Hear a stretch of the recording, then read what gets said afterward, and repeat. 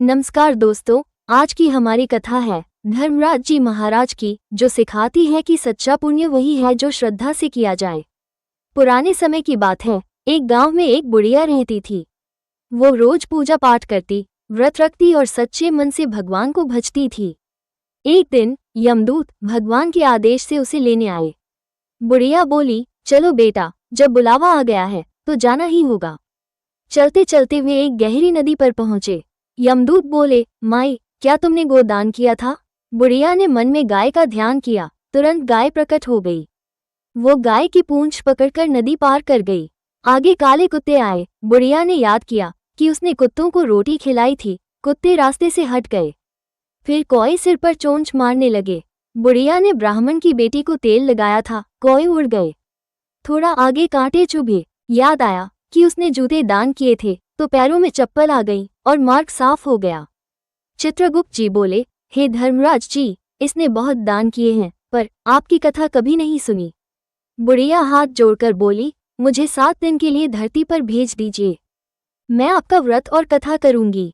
धर्मराज जी ने अनुमति दे दी। बुढ़िया जब लौटी तो सबने उसे भूतनी समझ लिया। बेटे बहू ने दरवाजा नहीं खोला। बुढ़िया बोली, मैं धर्मराज जी की आज्ञा से 7 दिन के लिए लौटी हूँ। बेटे बहू ने पूजा सामग्री दी। बुढ़िया ने 7 दिन तक धर्मराज जी का व्रत किया और कथा सुनाई। पहले कोई नहीं आया, फिर उसकी पड़ोसन ने कथा सुनी।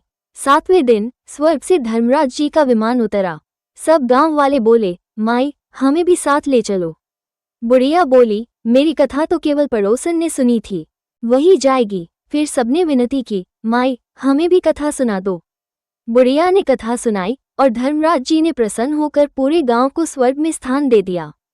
पौराणिक नियमों के अनुसार धर्मराज जी की कथा 1 वर्ष, 6 महीने या 7 दिन तक श्रद्धा से सुननी चाहिए। प्रतिदिन चावल का साठिया बनाकर कथा सुने।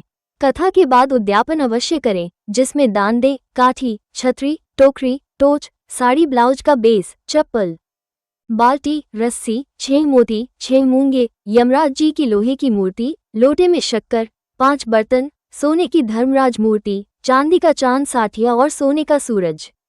इन सब वस्तुओं को ब्राह्मण को दान करने से धर्मराज जी प्रसन्न होते हैं और मोक्ष प्रदान करते हैं। इस प्रकार धर्मराज जी महाराज ने बुढ़िया और सारे ग्रामवासियों को स्वर्ग में स्थान दिया। हे धर्मराज जी महाराज, जैसे आपने उन भक्तों को आशीर्वाद दिया, वैसे ही हम सबको भी सुख, शांति और मोक्ष प्रदान करें। जय हो धर्मराज जी महाराज की।